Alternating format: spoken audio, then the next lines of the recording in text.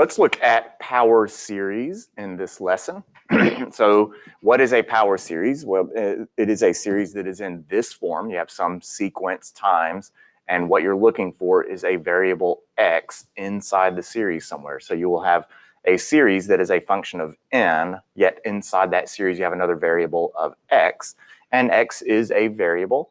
It is the number being subtracted from x. Inside the parentheses here is your center. You can read this, if you are reading a power series, you can read that as the power series in x minus c about c, centered at c. I would say I probably prefer that third one, not that it matters.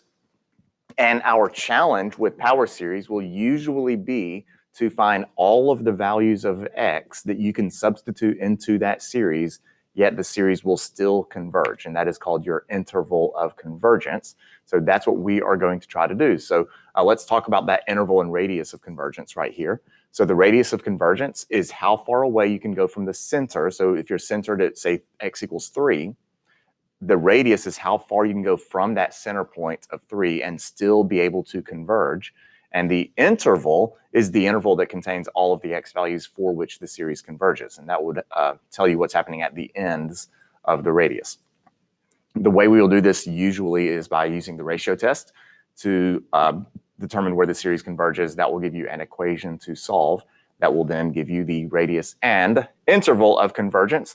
And rather than talking about it vaguely, let's just do a few examples. I have 4 giving you the different types of results you can get. So we have this power series, and I'm already noticing that it is centered at x equals 3. So I'm just going to keep that in the back of my mind for a minute.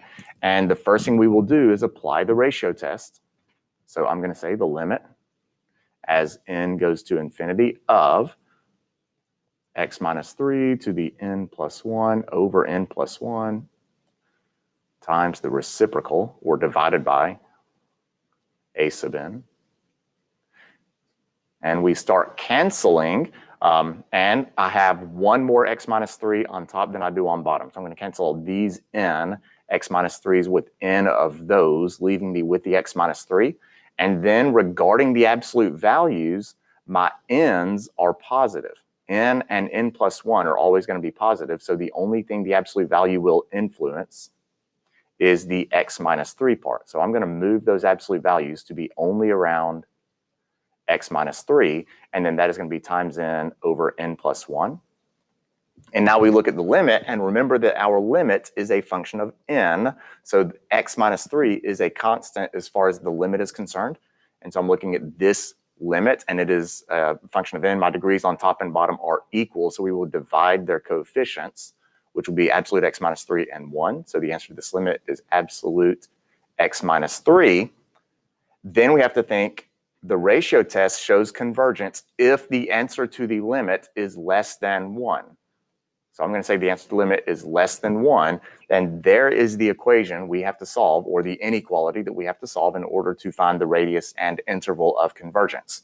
Okay, when you get to a point, when you apply the ratio test and you have a point where you have the absolute value of stuff is less than a number, that number is your radius. So the radius of convergence is 1. So when you get to absolute value less than constant, the constant is your radius. Then we apply algebra to figure out what the interval will be. Now there are 2 ways to get the basic interval.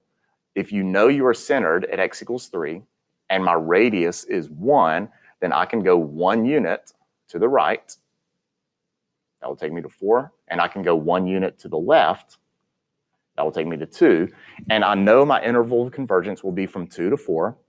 But we then have to manually test those 2 endpoints. I have to test what happens when x equals 2, what happens when x equals 4.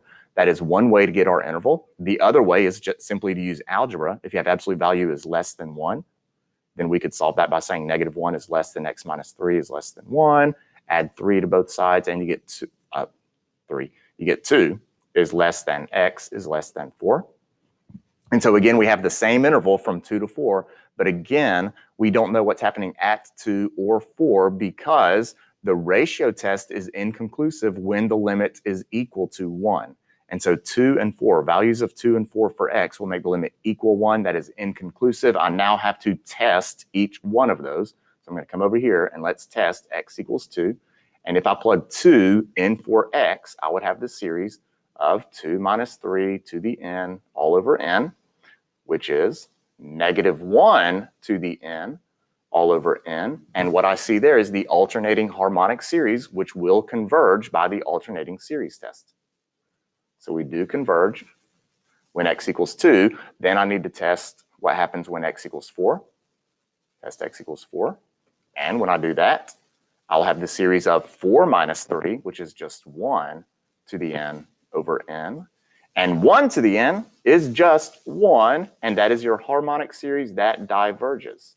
So my radius of convergence was 1. My interval of convergence is 2 to 4. We converged at 2. Let's include that. We diverged at 4. Let's not include that. So there is our interval of convergence for this problem. So you apply the ratio test the endpoints individually, and then you have your interval of convergence. Let's look at another one. N factorial x to the n. I'm going to start by applying the ratio test. That'll be n plus 1 factorial x to the n plus 1 all over n factorial x to the n. Start canceling. N plus 1 factorial over n factorial leaves an n plus 1 on top. X to the n and n plus 1, that leaves you with a single x in the numerator. So I now have the limit as n goes to infinity of n plus 1 times the absolute value of x. And this one is going to be a little bit quicker, because if you are thinking about your degrees on top and bottom, if you think about the degree on top and bottom, I have n plus 1 on top. I don't have any n's on bottom. This will approach infinity. So we got an answer of infinity for this limit, which will never be less than 1. It will never be less than 1. So we have an interesting situation here. That does not mean that this series always diverges, because if I plug in 0 for x, which is the center of the series, so this is the same thing as x minus 0 to the n, that means our center is x equals 0. If I plug in 0 for x, I would have a bunch of zeros. I would have the sum of 0. And the point here is that your series always converges. A power series will always converge at the center. So while we cannot leave the center, this series converges only for x equals 0. So there's not really an interval. There is a point at which the series converges. That also means that our radius of convergence is 0. You cannot step away from that center, because the second you take a step from that center, you are now going to diverge. But as long as x is equal to 0, then this limit would equal 0. The ratio test would be less than 1, and that would show convergence. So your series, a power series, always, always, always converges at its center, if nowhere else. And so we have another one here. We have 2 more that I wanted to look at. Let's look at this one. Limit n goes to infinity. Do my little ratio test here. -2 to the n plus 1, the squirt of n plus 1 times -2 to the n square root n over x minus 2 to the n. Start doing our ratio test, or start doing our canceling. I have 1 more -2 on bottom than I have on top. I have 1 more x minus 2 on top than I have on bottom. The square root of n and square root of n plus 1 will not reduce. So we have the limit as n, looks like an h, n goes to infinity, of absolute x minus 2, x plus 2 I mean, and the square root of n cannot be negative, so I'm going to take that out of absolute values. The absolute value of -2 is 2, and the square root of n plus 1 is positive always. And so I'll look at that, and while technically those are not polynomials, the degree, using that term loosely, on top is 1/2 as it is on bottom. So I will divide those coefficients, and we end up with an answer to the limit of absolute x plus 2 divided by 2. And that limit will converge when the answer to the limit is less than 1. I'm going to start by multiplying by 2. and we get absolute x minus 2 is less than 2, there is your radius. Once you get to absolute value less than a number, that is your radius. So I could go back and think we are centered at -2. -2 is the center, and I can go 2 units away. So I can go out to the right 2 units to 0, and I can go left 2 units to -4. And I know I'm going to converge between -4 and 0. Now we have to decide if we are going to converge at -4 and 0. And I'm going to go ahead and just write down the solution down here. -4 is less than x is less than 0. If you want to go the algebra way, you can do that. So let's test the endpoints. Let's test x equals -4. So when I do that, I will have the sum of -4 plus 2 is -2 to the n over -2 to the n square root of n. The -2 to the n's will cancel, leaving you with 1 over the square root of n. That is a p-series where p is 1/2. That diverges. So I know I diverge at -4. Now I need to test x equals 0. That'll be the sum of 0 plus 2, which is 2 to the n, over -2 to the n, square root of n. And I'm going to show this in bloody detail just this one time. -2 to the n in the denominator is the same thing as -1 to the n times 2 to the n. And when you cancel those 2 to the n's, I can move that -1 to the n on top. And we have the alternating series of the p-series we had when x was -4. That will converge by the alternating series test.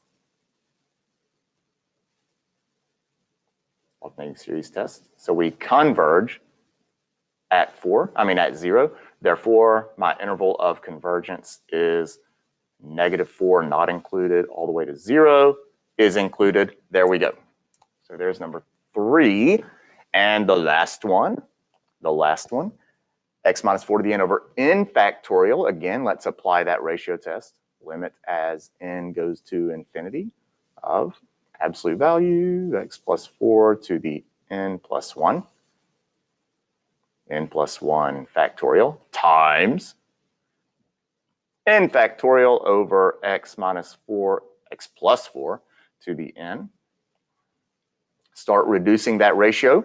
I have one more x plus 4 on top than I have on bottom.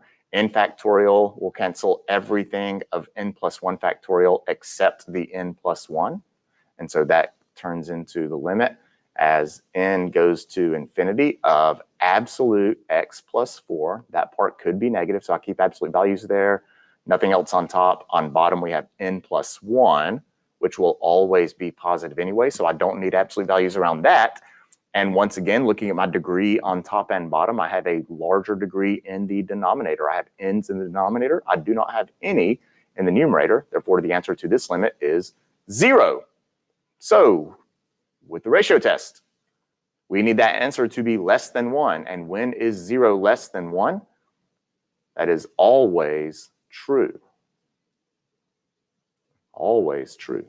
Which means this one, while we are centered at -4, it does not matter what I plug in for x. This limit will always be 0. That means that my radius of convergence is infinity. You can go wherever you want on the x-axis.